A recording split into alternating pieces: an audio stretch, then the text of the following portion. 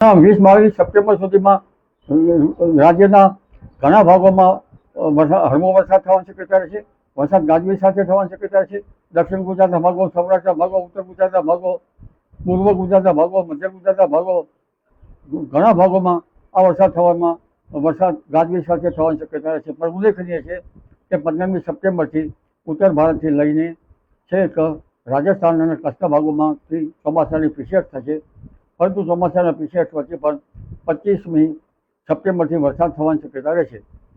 તારીખ 27 સપ્ટેમ્બરથી 5 ઓક્ટોબર વચ્ચે ગાજવીજ સાથે વરસાદ થવાની શક્યતા કેટલાક ભાગમાં રહેશે.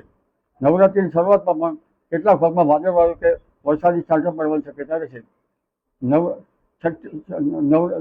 નવરાત્રિની શરૂઆત 25મી તારીખથી 26 તારીખ 27 સપ્ટેમ્બરથી ઓક્ટોબરની 5 સુધીમાં ગાજવીજ સાથે વરસાદ થવાની શક્યતા રહેશે. એટલે દક્ષિણ ગુજરાતમાં વરસાદ વધુ થવાની શક્યતા રહેશે.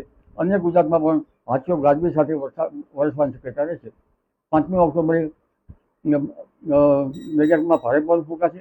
17મી ઓક્ટોબરે પણ દરિયામાં ભારે પવન ફૂંકાશે.